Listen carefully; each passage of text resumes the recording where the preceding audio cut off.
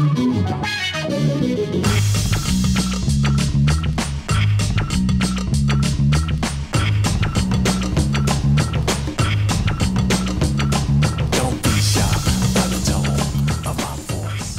guys, Zach King here with another Final Cut Pro tutorial.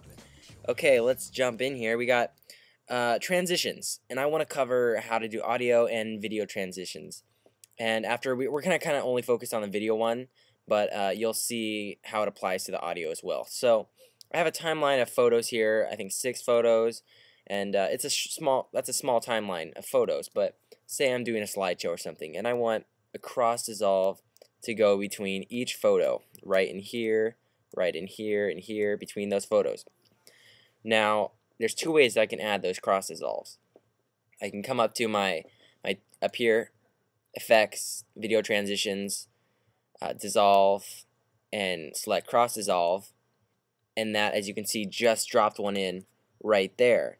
And that's nice. If I play that for you, you know, it'll dissolve fine between those 2. But if I had, you know, a huge timeline and I still have, you know, 5 other transitions to add here, that's a lot of work, one by one. And the other way you can do it is come over here to your video transitions in your effects bar and click dissolve, cross dissolve. Now notice here, this cross dissolve is underlined. That actually means that that's my default transition.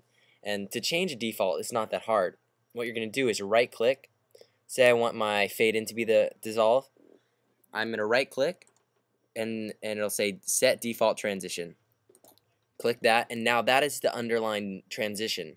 That means for the key command, which I'll show you in a little bit, that fade in will pop in there. So I'm going to keep my cross dissolve as the default transition. That's just standard. I think that is the default of Final Cut Pro. So let me show you here. You know, if I did that, I'd select Apple T. Excuse me.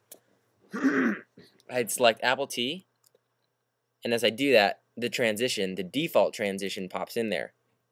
This is very handy if you wanted to do a bunch of, let's say we want to do a bunch of page peels, kind of dorky, and set default transition, and I just go away at Apple T, and you can see for all those I selected, it does a page peel. I'm going to do Apple Z and get rid of all of those. Okay, that's an undo. Okay, so let me show you the easy way to actually, if I had a huge timeline, let me just copy and paste this over and over so you can see what I'm saying. Okay, there. I don't even know how many photos there. I'm going to select all of it. And what you're going to do is not select the first one because that'll add a dissolve right in the front, which we don't want. And you could always have it in there as well and just delete it, but that's extra work. So take the first clip here, all these behind the first clip, and come up here, and when you hold it over your canvas, it pops up with this option bar, and you're gonna drop it in the with transition, and that'll make all your okay, that is really weird. I'm gonna delete all the audio there. Okay, so you can see all the stuff I grabbed actually has transitions now. Let me show you. See, all these transitions between the photos. So that was easy, and it did all the work for us. But let me show you something else here. There is a way you can actually, for the audio, I wish I had the audio back. You know what? I'm going to get a bunch of slug and drag this in for you to see what I'm saying. Okay, so pretend with me this is video. And I'm going to add a default transition here to show you there. Oh, why is the page peel still there? Let me set my cross dissolve as default transition. Apple T.